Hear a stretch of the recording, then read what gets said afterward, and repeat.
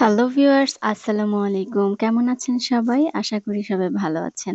আজকে একদম সকাল, সকাল শাশুড়ি আম্মা কিছু শাক তুলে নিয়ে আসছে পাশের ক্ষেত থেকে। একদম ফ্রেশ শাক এগুলো। এখানে হচ্ছে ডাঁটা শাক, হেঁচি শাক, তারপরে হচ্ছে কলমি শাক, আরো ২-১ ধরনের শাক রয়েছে। এছাড়াও এখানে হচ্ছে ডাঁটা, তারপরে পুঁইশাক আছে।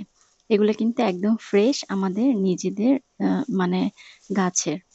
তো এগুলো হচ্ছে আজকে এগুলো রান্না করব না। আজকে শুধু এই শাকগুলো রান্না করব। আর এই মিক্স শাকের মধ্যে এইটা আসলে কি শাক আমি চিনতে পারছি না।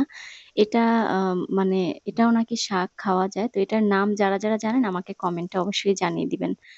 এরপরে হচ্ছে এই মিক্সড শাকগুলো, পাঁচমিশালি শাকগুলো আমি আজকে রান্না করব। এর জন্য শাকগুলো আমি আগে ভালো করে বেছে নিয়েছি। তারপরে সুন্দর করে ধুয়ে কেটে নিয়েছি। এটা আমি হচ্ছে একটু ছোট করেই কেটেছি। যদিও শাক কিন্তু বড় করে কাটলে সেটার পুষ্টিগুণ ভালো থাকে। তো আমি একদম ছোট করে কেটে সেটাকে সেদ্ধ করে নিয়েছি লবণ, কাঁচামরিচ এবং পেঁয়াজ দিয়ে। এটা এই যে সেদ্ধ হয়ে গেছে আমি একটা চামচ দিয়ে এভাবে ভেঙে দিচ্ছি শাকগুলো। আমি আজকে আসলে এভাবে ভেঙে রান্না করব বিধায় শাকগুলো একদম ছোট, ছোট টুকরা করেছি। আর ভেঙে এভাবে রান্না করলে শাক একরকম মজা হয়।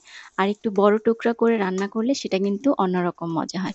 আমার শাকটা সেদ্ধ হয়ে গেছে এখানে আমি পেঁয়াজ আর হচ্ছে রসুন ভেজে নিয়েছি। পেঁয়াজ আর রসুনটা যখন লাল হয়ে আসছে তখন আমি শাকগুলো দিয়ে ভালো করে ২-৪ মিনিট জাল করে নিব। ৪-৫ মিনিট একদম মৃদু আঁচে জাল করে নিলেই কিন্তু শাকটা তৈরি হয়ে যাবে। আমি কিন্তু তখনও শাকগুলো এভাবে ভেঙে দিয়েছি আর এখনো চামচ দিয়ে ভেঙে দিচ্ছি। কারণ আমি এটা এভাবেই রান্না করব। একদম ভেঙে।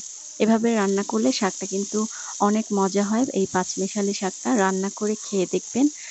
আর অবশ্যই আমাকে জানাবেন যে এটার টেস্টটা কেমন হয়েছে। আর যদি আমার ভিডিওগুলো আপনাদের ভালো লাগে তাহলে আমার Facebook চ্যানেলে ফলো দিয়ে রাখবেন এবং YouTube চ্যানেলে অবশ্যই সাবস্ক্রাইব করবেন। শাকটা কিন্তু হয়ে গেছে। আমি বাটিতে তুলে নিচ্ছি। এটা এখন খাওয়ার জন্য উপযোগী হয়ে গেছে।